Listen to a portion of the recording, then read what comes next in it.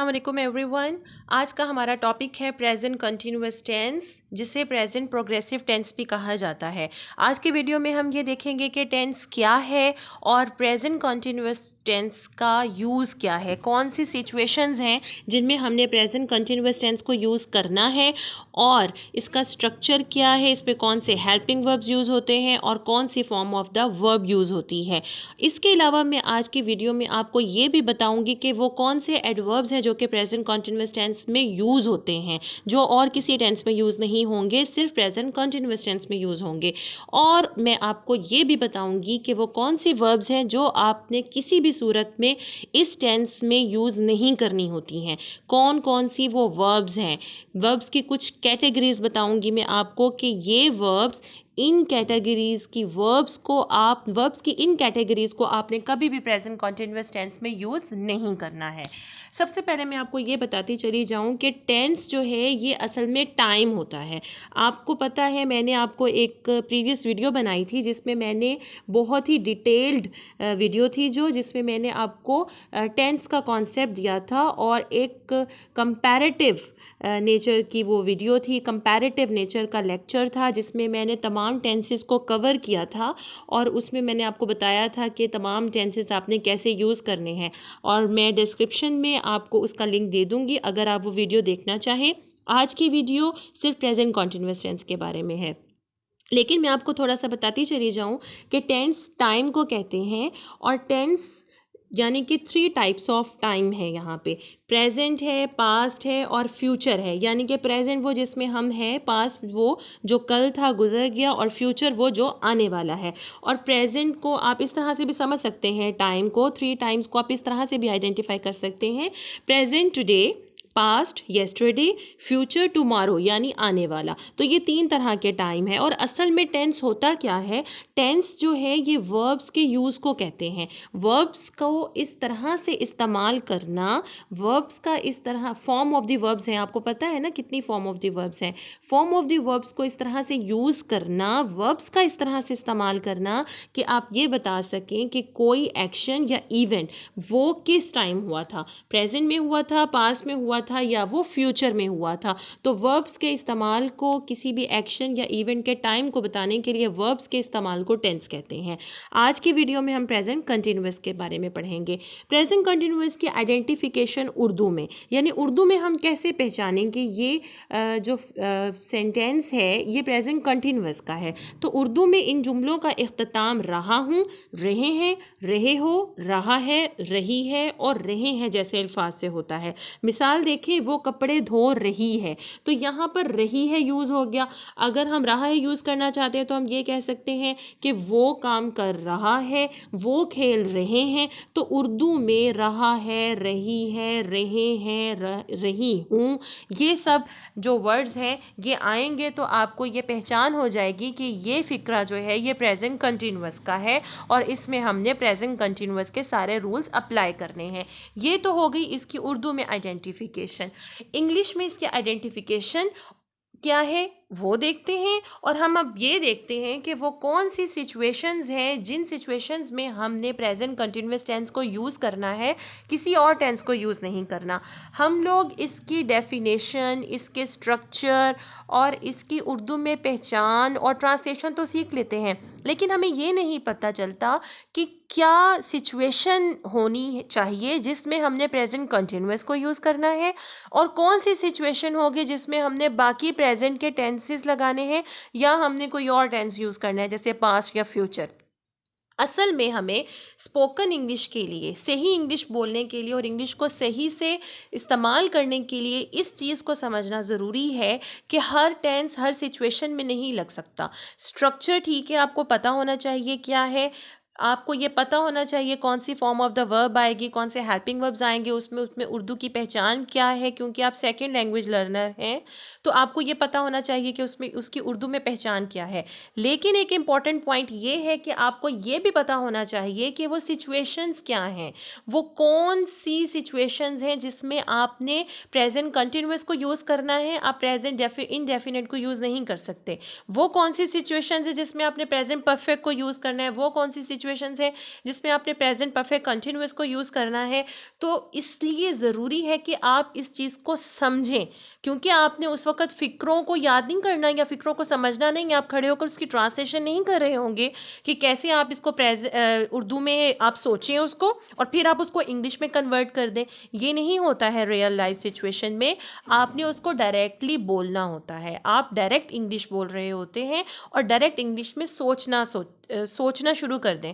अगर आप इंग्लिश में सोचेंगे तो फिर आप इंग्लिश में बोलेंगे। तो उसके लिए ज़रूरी है कि आपको ये पता हो कि कौन सी सिचुएशन है जब आपने इस टेंस को यूज़ करना है। तो अब मैं आपके साथ डिस्कस करूंगी वो सिचुएशंस जिसमें हमने प्रेजेंट कंटिन्यूअस टेंस को यूज़ करना होता है।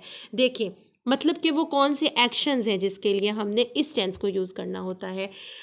This tense is used for an action going on at the time of speaking, यानी कि एक ऐसा काम जो हो रहा है at the time of speaking, मतलब कि आप बोल रहे हैं उस वक़्त वो काम हो रहा है, तो आपने present continuous tense को यूज़ करना है। आप present indefinite, perfect या perfect continuous को यूज़ नहीं कर सकते हैं। आपने present continuous को ही यूज़ करना है एक ऐसे एक्शन के वक़्त, एक ऐसे एक्शन के लिए जो मुसलसल हो रहा है at the time of speaking. जैसे शी इज प्लेइंग वो अभी खेल रही है। फर्ज करें मैं अभी आपको पढ़ा रही हूँ, मैं यहाँ पे वीडियो बना रही हूँ, लेकिन मेरे सामने जो है कोई बच्चा खेल रहा है, कोई बच्ची खेल रही है, तो मैं ये बता रही हूँ eight the time of speaking, eight the time of मैं बोल रही हूँ ना, मेरे बोलने के वक़्त सामने एक बच्ची खेल रही है तो मैं कहूँगी शी इज़ प्लेइंग। तो ये कब खेल रही है? वो अब खेल रही है। Eight the time of speaking वो खेल रही है। आलिया इज कुकिंग, यानी अभी वो कुक कर रही है। आलिया अभी कुकिंग कर रही है। Eight the time of speaking, जिस वक्त मैं किसी को ये बताऊं, जैसे मैं आपसे पूछूं कि आलिया कहाँ है, तो आप मुझे कह दें कि आलिया जो है वो कुकिंग कर रही है, तो ऑब्वियसली मैं अब का पूछ रही हूँ ना कि अब आलिया कहाँ है। तो आपने मुझे उसका क्या जवाब दिया? आपने ये जवाब दिया कि आलिया इस वक्त कुकिंग कर रही है। तो इसका मतलब ये हुआ कि वो एक्शंस जो कि बोलने के वक़्त हो रहे होते हैं, आपके बात करने के वक़्त हो रहे होते हैं, उसके लिए आपने हमेशा प्रेजेंट कंटिन्यूअस टेंस यूज़ करना है, कोई और टेंस यूज़ नहीं करेंगे। ठीक है, वो काम जो कि हो रहे हों eight the time of speaking, उनके लिए आपने इस टेंस को यूज़ करना है। यानी कि आप यहाँ पे ये भी कह सकते हैं कि she is playing now, Alia is cooking now.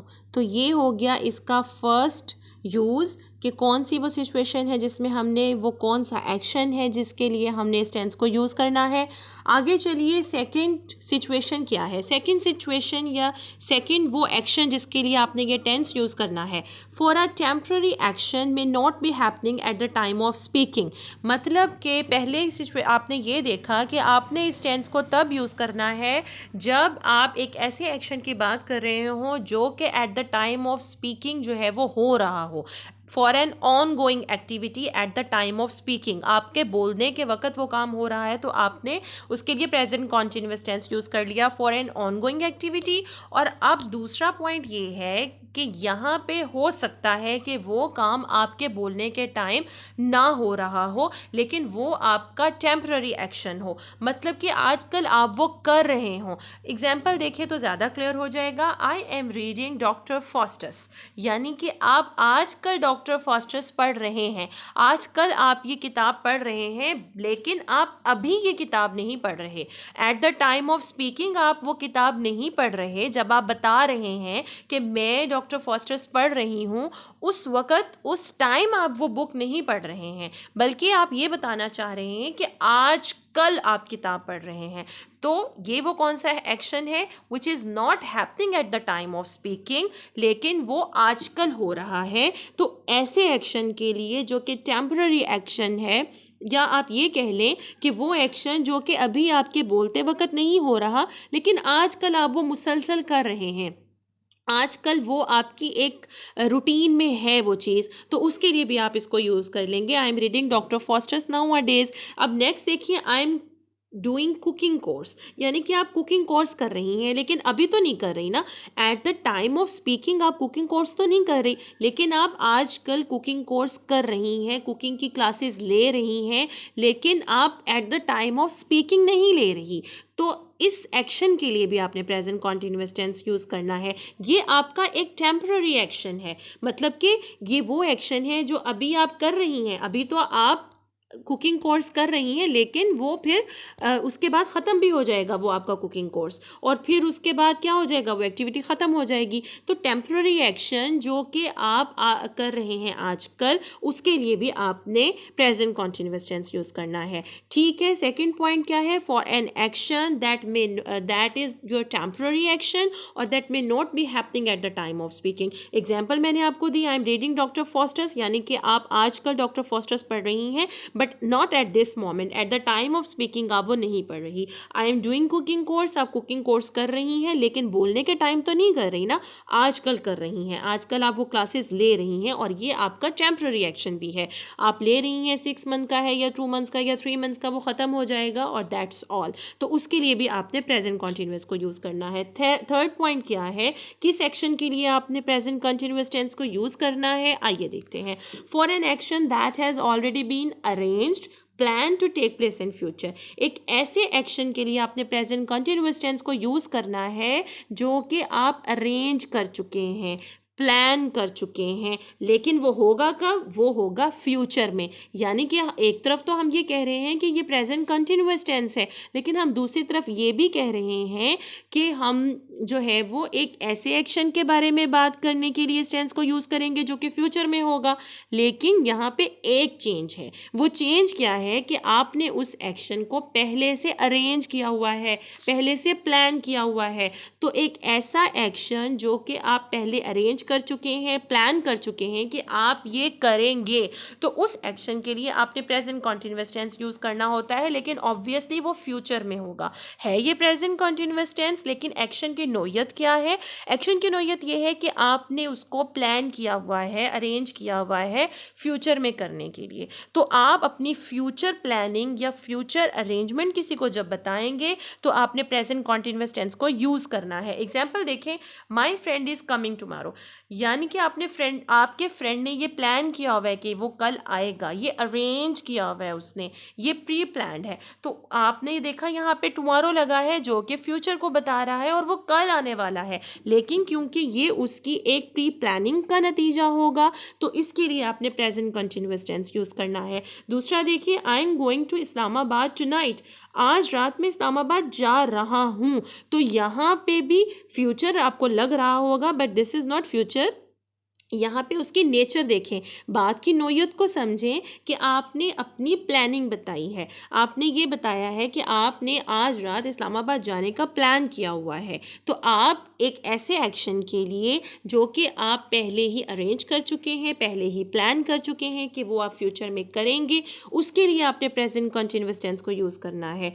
Clear? I am going to Islamabad tonight मतलब कि आज रात आप इस्लामाबाद जाएंगे, आज रात आप इस्लामाबाद जा रहे हैं। तो इसमें डिफरेंस क्या है कि ये आपकी प्री प्लानिंग है। तो ऐसे एक्शन के बारे में बात करने के लिए आपने हमेशा प्रेजेंट कंटिन्यूअस टेंस यूज करना है। नेक्स्ट देखिए, फोर्थ पॉइंट, विद ऑलवेज। आपको पता है ऑलवेज हम हमेशा यूज़ करते हैं रिपीटेड एक्शन के लिए, रूटीन के लिए, और प्रेजेंट इंडेफिनिट टेंस में हम इसको यूज़ करते हैं। लेकिन ये क्या, यहाँ तो मैं आपको ये बता रही हूँ कि ऑलवेज के साथ भी आप इसको यूज़ कर सकते हैं इस टेंस को, यानी कि जहाँ ऑलवेज लगा होगा इसका मतलब है वहाँ पे प्रेजेंट कंटिन्यूअस लगा देंगे। कैसे, वो एक डिफरेंस है यहाँ पे। ठीक है, आपने उस एक्सेप्शन को समझना है। क्यों? ऑब्वियसली ऑलवेज लगा होता है तो हम एक रूटीन, एक हैबिट और रिपीटेड एक्शन की बात करते हैं, यानी प्रेजेंट इंडेफिनिट की। लेकिन हम ऑलवेज लगाकर प्रेजेंट कॉन्टिन्यूअस भी यूज कर सकते हैं, लेकिन वो किसके साथ लगेगा, वो लगेगा ऑब्स्टिनेट हैबिट्स के साथ। ऐसी हैबिट्स, ऐसी ओपिनियन, ऐसा आपका एक्शन जो कि आप चेंज नहीं करना चाहते और आप चेंज करते भी नहीं हैं स्टबनली, मतलब कि आप जानबूझ के उस एक्शन को चेंज नहीं करते और आपने उसको अपने बिहेवियर का एक पार्ट बनाया हुआ है।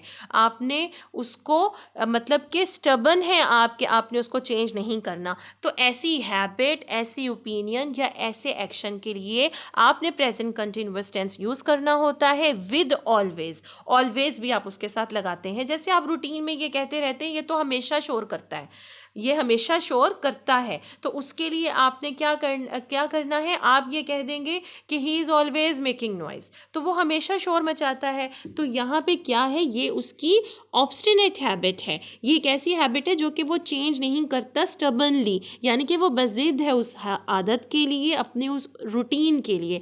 तो जिस रूटीन या आदत या एक्शन या ओपिनियन जिसके लिए आप बाजिद हो जाएं, उसके लिए आप प्रेजेंट कंटिन्यूअस यूज कर सकते हैं विद ऑलवेज। लेकिन बाकी ऑलवेज आपने प्रेजेंट इंडेफिनिट टेंस के साथ यूज करना होता है, और आपने अपनी रिपीटेड जो आपकी एक रूटीन होती है उसके लिए यूज करना होता है। अगर आप प्रेजेंट कंटिन्यूअस में ऑलवेज यूज कर रहे हैं तो आप अपनी उन हैबिट्स के लिए यूज कर रहे हैं जिनके लिए आप बजिद हैं कि आपने चेंज नहीं करनी है।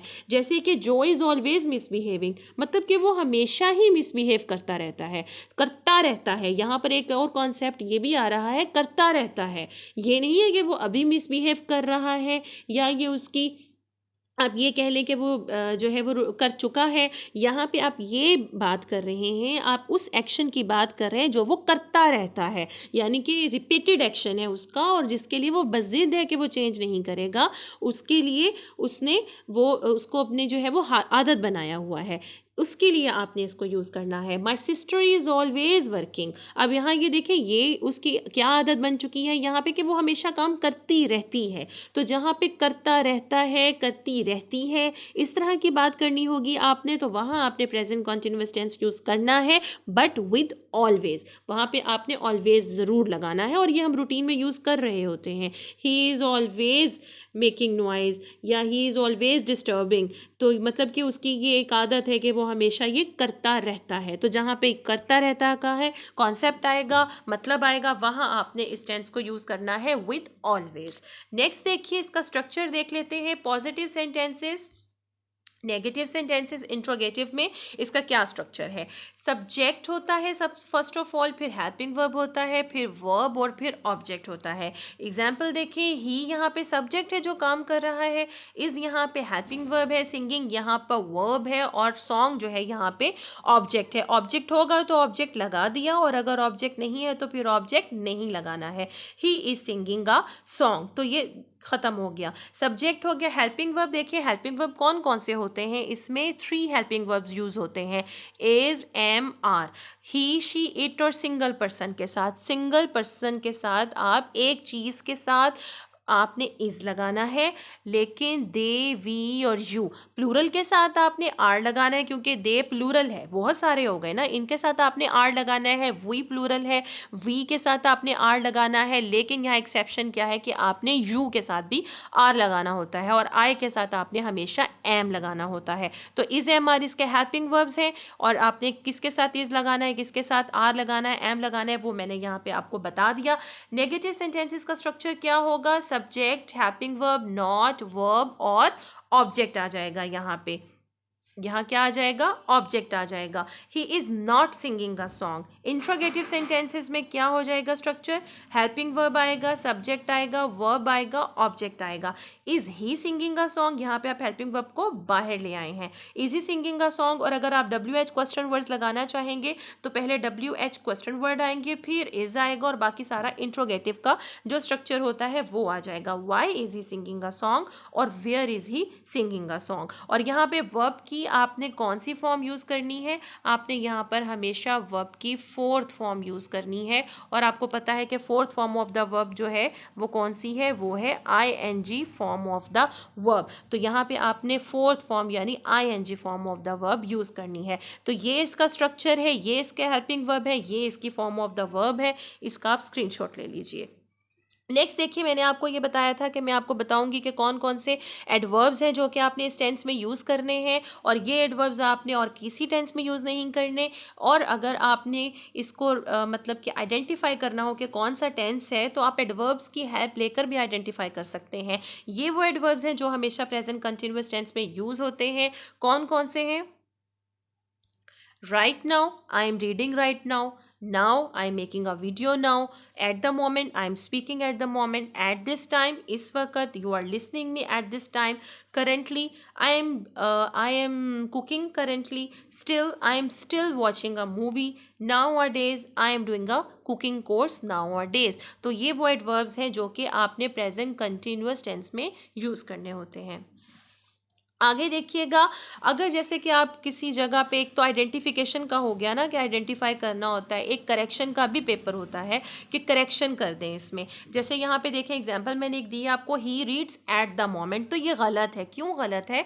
ये इसलिए गलत है कि एट द मोमेंट लगा हुआ है, और मैंने आपको बताया कि जहाँ भी एट द मोमेंट लगा हुआ होगा वो प्रेजेंट कंटिन्यूअस टेंस होगा। तो करेक्शन क्या हो जाएगी? He is reading at the moment. तो ये जब भी आप करेक्शन करने जाएं तो आप इन एडवर्ब्स को पाएं कि ये एडवर्ब्स उनके साथ लगे हुए हैं, तो आप फौरन वहां पे प्रेजेंट कंटिन्यूअस टेंस लगा देंगे, क्योंकि ये वाले जो टेंसेस, ये वाले जो एडवर्ब्स होते हैं ये हमेशा प्रेजेंट कंटिन्यूअस टेंस में आते हैं। इसका भी स्क्रीनशॉट ले लीजिए। नेक्स्ट देखिएगा वर्ब्स। मैंने आपसे कहा था कि मैं आपको वो वर्ब्स बताऊंगी जो प्रेजेंट कंटिन्यूअस टेंस में नहीं यूज हो सकती, वो कौन सी हैं। आइए उन वर्ब्स की कैटेगरीज के बारे में बात करते हैं। वर्ब्स ऑफ थिंकिंग, कौन कौन सी वर्ब्स ऑफ थिंकिंग है जो कि प्रेजेंट कंटिन्यूअस टेंस में नहीं यूज हो सकती? Think, suppose, remember, forget, imagine, mind, know, जिसमें आपके ये वो वर्ब्स हैं जो कि थिंकिंग से इनका ताल्लुक है। इन वर्ब्स के साथ आपने कभी भी फोर्थ फॉर्म नहीं लगानी, आई एम थिंकिंग नहीं कहना, आई थिंक कहना है, ठीक है। वर्ब्स ऑफ परसेप्शन देखें, वर्ब्स ऑफ परसेप्शन कौन कौन सी हैं? सी, हियर, स्मेल, रिकॉग्नाइज, नोटिस, जिससे आप किसी चीज़ को परसीव करते हैं। इनके साथ भी आपने कभी प्रेजेंट कंटिन्यूअस टेंस की वर्ब नहीं लगानी है, मतलब कि आपने हियरिंग नहीं कहना, स्मेलिंग नहीं कहना, लेकिन आपने यहाँ पे क्या कहना है? आई सी कहना है, ठीक है। वर्ब ऑफ अपीयरिंग कौन सी है? अपीयर, लुक, सीम, इनके साथ आपने कॉन्टिन्यूअस टेंस यूज नहीं करना है। वर्ब्स ऑफ इमोशन कौन कौन सी हैं? Wish, desire, want, hate, love, prefer, ये सब वर्ब्स ऑफ इमोशन है, जज्बात से जुड़ी हुई हैं। ख्वाहिश करना और चाहना, नफरत करना, प्यार करना, प्रेफर करना, इन वर्ब्स के साथ भी आप प्रेजेंट कंटिन्यूअस टेंस यूज नहीं करेंगे, fourth form of the verb नहीं लगाएंगे। आप ये नहीं कहेंगे आई एम प्रेफरिंग कॉफ़ी, आप ये कहेंगे आई प्रेफर कॉफ़ी। तो आपने इनके साथ हमेशा इंडेफिनिट टेंस लगाना है, कंटिन्यूअस टेंस नहीं लगाना होता। जैसे कि एग्जांपल देखें, ही इज सीमिंग हैप्पी, देखें ये टोटली रॉन्ग है, आपने कभी इसको सुना भी नहीं होगा। तो करेक्ट क्या है? ही सीम्स हैप्पी। तो आपने इनके साथ कभी भी प्रेजेंट कंटिन्यूअस टेंस यूज नहीं करना। इस वर्ब के साथ, इन वर्ब्स को आपने कभी भी प्रेजेंट कंटिन्यूअस में नहीं लेना। फोर्थ फॉर्म के साथ आपने प्रेजेंट कंटिन्यूअस के साथ इसको यूज नहीं करना। He is loving playing cricket, तो ये भी गलत है, ही इज लविंग नहीं हो सकता, ये क्या हो जाएगा? He loves playing cricket. तो आपने ये वो वर्ब्स देखी जिनको आपने प्रेजेंट कंटिन्यूअस टेंस में यूज नहीं करना। अगर आप मेरे चैनल पर न्यू हैं और मेरे चैनल को अभी तक सब्सक्राइब नहीं किया तो go and subscribe my YouTube channel, bell icon को प्रेस करें और चैनल को सब्सक्राइब करें और नोटिफिकेशन को ज़रूर ऑन रखिएगा ताकि जैसे कोई वीडियो अपलोड होती है तो आपको नोटिफिकेशन आ जाए। अगर वीडियो अच्छी लगी है तो लाइक और शेयर कर दीजिए और अच्छे अच्छे से कमेंट कर दीजिए। टेक केयर, अल्लाह हाफिज़।